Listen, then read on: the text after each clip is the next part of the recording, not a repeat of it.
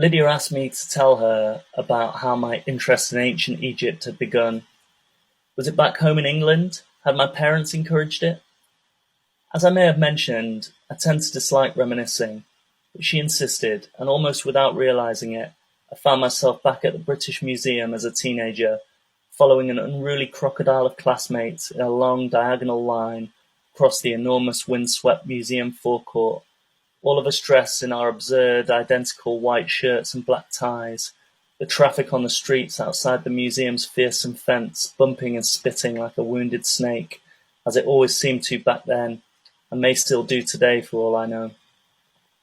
We passed through sheets of dust, past Greek vases and Chinese ceramics, Victorian tea sets and Japanese mirrors, our teacher mumbling facts and anecdotes in an uninspired fashion, introducing us to the Egypt galleries with accounts of the fertile earth in the Nile Valley, the exact dimensions of the pyramids, and the distasteful details of how the Egyptians got the brains out of the skulls of their dead. Ornate gilded sarcophagi ranged around us like sunbathers, and I was thinking about that bit in The Catcher in the Rye when the little kids ask him where to find them mummies in them tombs. There were too many of us in the gallery, and some horseplay from the group of idiots next to me meant I got pushed to one side, found myself suddenly standing right up against a small glass case containing a tiny jade-coloured object set on a gold mount.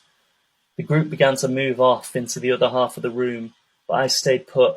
peering through the glass at this delicate little jewel that seemed to collect and draw in the light from the room around me. I read the explanatory label next to it, which said it was the heart scarab of Pharaoh Sobekemsaf I and originated from Thebes in 1590 BC. The label went on to explain that heart scarabs help protect you at the moment of death, giving the full story, so familiar to me now, of the ostrich feather and the weighing scales, Anubis and the devourer. I broke away from the school party soon after that, not an unusual occurrence in those days, I'm afraid, and left the museum to meander through the spokes of Covent Garden, black taxis jostling in the early evening streets around me, narrow between the Edwardian four-stories and the dusky glass fronts of the chain stores, the pedestrians overtaking the traffic, swamping it, the pitched battle of the Strand, buses mounting the pavement, cyclists shooting behind them, and a glimpse of the river flashing down every side street. I moved on to the tall, thin crush of Fleet Street, the secret legal alleyways, the monumental dome of St. Paul's gleaming through coats of dirt. It was a habit of mine at the time to make these peripatetic journeys if I ever found myself alone in central London, an attempt to assuage some ill-defined satisfaction, I suppose, which more often than not ended up having the opposite effect.